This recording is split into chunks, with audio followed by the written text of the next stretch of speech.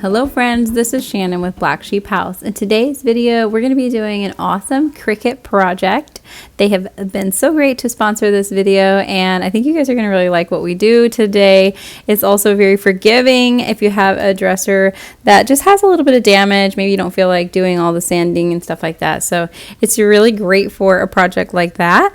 And that's exactly what I have. This dresser, I had intended to flip it long before today, but it's been on the back burner because it had so much damage, and there's just a lot of really deep gouges and scratches and stuff like that. But it's solid wood, even though it has some veneer and stuff, and it's from Harmony House, which I don't really know much about that brand. If you do know about that brand, let me know in the comments.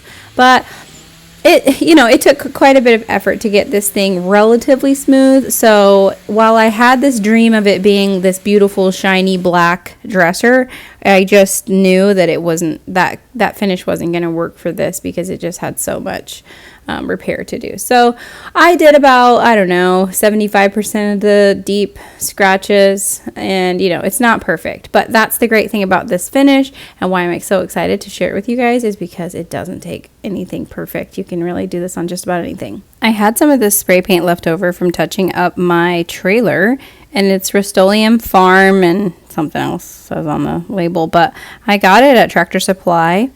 And it's great. It's held up so well on my trailer, so I knew it was going to be super durable and adhere really well, so I wouldn't have to prime. You guys know, like, priming under a black finish is really tricky.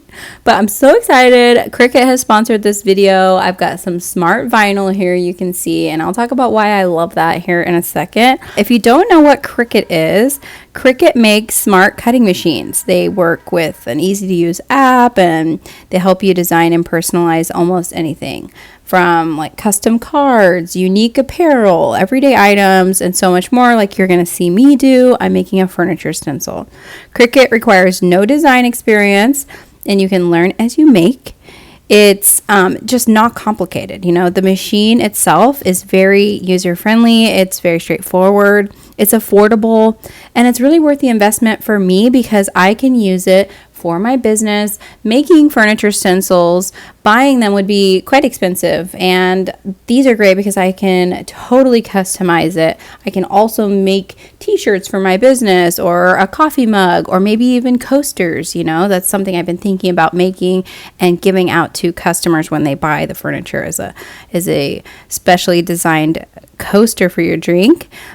This software that you see me using to edit and all that stuff is completely free software. It's the Cricut Design Space, and I love it so much. It's very user-friendly. I think I've mentioned that already, but I struggle with technology and things like that, and this is just so intuitive and very easy. You can just see me just dragging and dropping and moving and just clicking. It's so simple. And then also using the Cricut materials that actually are designed for the machine is so smart because they're super high quality, and like you saw me earlier, I didn't even have to weed. I literally just peeled it off, and I didn't have to pick out all those little things individually. It only took me a few minutes to get my design together and decide on, number one, the design that I wanted, and then also making it extra long so that it would be easier to use on a larger space, like a drawer, but also small enough that I can kind of move it around. And then the Cricut gets to work. The Cricut is really just doing everything for me here. You can see it. It's doing all the cutting, all those tiny little bubbles, basically.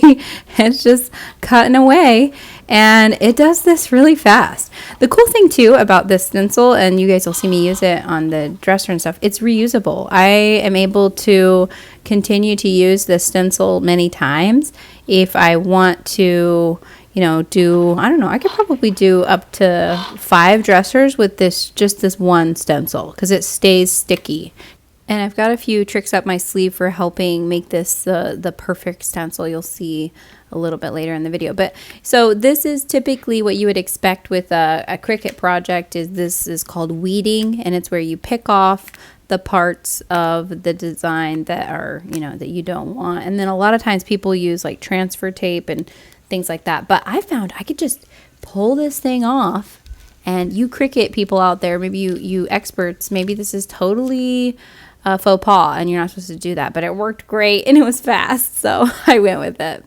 Then I'm just using some apple barrel. It's acrylic matte paint, and then I'm going to mix it half and half with my triple thick polyurethane, also in a matte finish, and they are both water-based products. I'm just trying to use up a lot of the stuff that I have in the garage. You guys are going to see me just be using whatever I have that I need to just clear out of the garage, and I have so many things like this. But I was a little nervous. Once I did the spray paint, I was like, oh, wow, that is a lot shinier than I remembered it being. And I was worried it was going to be like too slick and be hard for a paint to adhere to. So I was like, oh, let me go with my craft paint, because if you are a crafty girl, you know these craft paints will adhere to anything, like mirrors, all sorts of stuff. And they're not, honestly, like, compared to furniture paint, I don't know if they're any more expensive. I don't remember how much that apple barrel was, because I bought it a long time ago. They're not that expensive, and you can find them at Walmart. And speaking of finding things at Walmart, I found the Whiz foam rollers at Walmart now. So let me know if you guys have them at your local Walmart. I'm excited to see that. I don't go to Walmart all the time, guys. If you have to run in somewhere and get a birthday card or something, grab some stuff and not always have to trek it to the hardware store. Plus, I don't know about you guys, but the hardware store, I like Lowe's better. I feel like they're more female friendly, but Home Depot, depending on the day, it's not the most fun to go in there as a woman. I don't know. I feel like they treat me differently and I don't like it. So, anyway, that's a whole other topic for another day. But that's why I chose to go in with the craft paint, is because I just wanted to make sure that it adhered to my shiny spray paint that I did. But you can see with that shiny spray paint, you can see how many just dips and dings and weirdness that were going on my dresser from just all these years of, being on this earth. It's been used, and I did my best to smooth it out. But that's another thing too, guys. I'm going to be doing a really shiny finish soon. And I also wanted to test out if that farm spray paint was going to be good for it, and it's not. It's too splotchy. So I'm going to have to invest in some high quality paint. Somebody was telling me about fine paints of Europe and saying these lacquered finishes are all the rage, and designers really want them, so that might be kind of fun to try out. Well, I didn't do a very good job of getting rid of the paint that's in my garage. I hardly used any to get a coat of paint on here, and that's all I needed was a coat, because like I said, this finish is going to cover so much of the dresser. It peeled off so easily. I did 2 of these stencils. I did the first one, and then I made a second one, because I was like, oh, am I going to use cover the whole piece, because I don't want the overspray from the spray paint. But then I just decided, I was like, no, I kind of want to play around with some of the overspray, because I feel like that will be helpful in doing the shade green. See me, I make a big mistake here. I peel the stencil off, and my paint's pretty fresh. I did it earlier that day. It's not like I left it for too long. Yeah.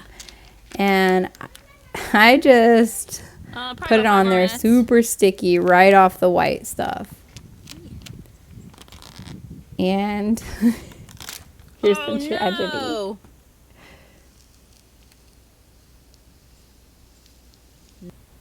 It totally pulled up my paint, which is such a bummer. But Cricut actually makes stencil vinyl. I didn't use that in this project, foolishly. They actually make stencil vinyl, so be sure to get that for your project. It'll be so much smoother. I just put that to the side. I put a couple coats of paint on it, and I didn't even sand it or anything. I just slapped some paint on it. But I figured out a solution to make this the perfect stencil right out of the gate, is to just use your jeans or use a sweater or something and get it, just kind of get some fuzz on there. You see, I have my little bit of fuzz on there, and now I can go in and I can use this safely and not damage my stuff. I'm using rustoleum metallic finish. gold spray paint, but you could just use whatever you want. And this is so easy. It dries like immediately, pretty much. And I'm pretty happy with it. I'm thinking to myself like, okay, this is pretty cool. It's fun. It's like unique. It hides any flaws in the, you know, the wood. And I'm feeling pretty good about this. So you see what I mean about the shade green, how like that overspray could almost be part of the design. I have to figure out how to get the overspray on both sides though. So I think this is just how I work and how my brain works, is just to try it out on something that is, you know, like this tall boy was a perfect project to try this out on. And with Cricut sponsoring the video, that it means like, okay, they paid me for the video. Now I can just like play around and I don't have to worry about like selling the piece. So it takes some of the pressure off from me, because, you know, this is how I make my living. I literally paint furniture for a living. And so I have to always think to myself, like, how can I sell this piece? And so it was nice to have a sponsor, and doing that, then it was like, okay, I can play around. I can do something that if it doesn't sell, or if I have to sell it really cheap, then no biggie. And I can experiment a little bit more. So I hope that they'll sponsor me again, because I really do actually like and believe in their product. And I don't want to do sponsorships where I just, I don't know. I'm not a big fan of all this stuff that's going on with influencers and stuff. It's a little to me. But anyway, that's a whole other can of worms I don't feel like opening.